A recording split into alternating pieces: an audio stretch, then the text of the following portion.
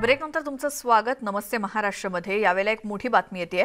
अखेर कालीचरण महाराजला अटक करण्यात आली आहे. खजुराहोतील हॉटेलमधून कालीचरणला अटक झाली आहे. कालीचरणला रायपूर पोलिसांनी अटक केली आहे. राष्ट्रपिता महात्मा गांधी यांच्यावरती टिप्पणी केली होती आणि टिकरापारा पोलीस ठाण्यामध्ये त्याच्या विरोधात गुन्हा दाखल झालेला होता आणि अखेर कालीचरण महाराजला अटक करण्यात आलेली आहे.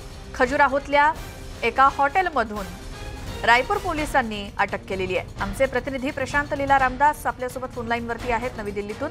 प्रशांत, कालीचरण महाराजला अटक करण्यात आलेली, काय आरोप होते, काय पार्श्वभूमी? ही एक अत्यंत महत्वाची मोठी घटना होती. ज्या पद्धतीने कालीचरण महाराज यांनी संत समागम आणि खास करून संत मेळावा होता. या मेळाव्यामध्ये त्यांनी राष्ट्रपिता महात्मा गांधी यांच्या संदर्भात अभद्र टिप्पणी केली होती आणि ज्या पद्धतीने गोडसेंचं गुणगान केलं होतं आणि गोडसेचं गुणगान करताना राष्ट्रपिता महात्मा गांधी वेगळ्या प्रकारच्या टिप्पणी, अश्लील भाषेत देखील टिप्पणी केली होती.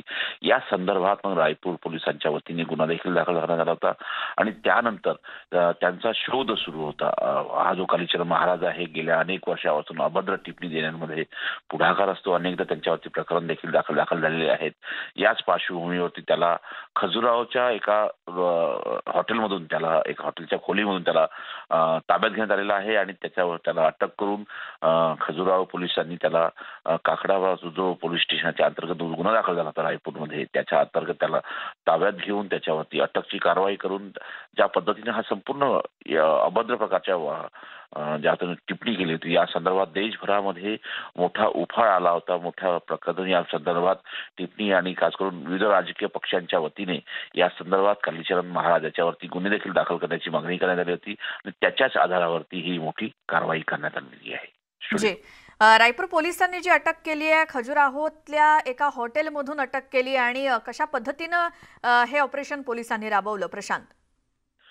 ज्या दिवशी कालीचरण महाराज याच्यावर गुन्हे दाखल झाले त्यानंतर त्यांनी तो फरार झाला आणि त्यानंतर त्याचा शोध सुरू झाला. कारण की ज्या पद्धतीने त्याची अभद्र टिप्पणी राष्ट्रपिता महात्मा गांधी यांच्या संदर्भात होती, त्या टिप्पणीनंतर त्याचा शोध, गुन्हा दाखल झाल्यानंतर सगळीकडे शोध घेऊन होता.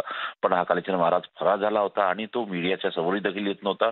पण त्याच्या फोनच्या आधारावरती त्याचं लोकेशन घेण्याचा प्रयत्न झाला आणि त्यामध्ये सापडला आणि तो खजुराहोमध्ये एका हॉटेलमध्ये लपून असल्याची माहिती पुढे आली होती. तर त्याच्या आधारावरती रायपूर पोलिसांनी तिथे धाड टाकून त्याला प्रथमतः त्याचा शोध घेतला आणि तोच कालीचरण महाराज आहे का हे पक्क झाल्यानंतर त्याला अटक करून थेट पोलीस स्टेशनला घेऊन आलेले आहे आणि काही वेळात होऊ शकते त्याला कोर्टासमोर हजर करून त्याच्यावरती जे गुन्हे दाखल करण्यात आले त्या संदर्भात कोर्ट काय सांगतं आणि महत्वाचं म्हणजे कालीचरण महाराजांकडून या प्रकारची अभद्र टिप्पणी करण्याचे मागे काय हेतू होता हे देखील तपासण्याची गरज असेल आणि त्या पद्धतीने पोलीस त्या संदर्भात आपला कार्य अहवाल तर कोर्टात मांडेल. पण महत्वाचं म्हणजे त्याच्या भ्रमणध्वनीच्या आधारावरती त्याचं लोकेशनची माहिती पडली आणि त्याच आधारे त्याला अटक करण्यात आलेली आहे. प्रशांत, धन्यवाद या सगळ्या माहितीसाठी. तर रायपूर पोलिसांनी कारवाई करत खजुराहोतून कालीचरण महाराजला अखेर अटक केलेली आहे. कोर्टासमोर हजर केलं जाईल. राष्ट्रपिता महात्मा गांधी यांच्यावरती केलेल्या टिप्पणी प्रकरणी त्यांना अटक झाली आहे.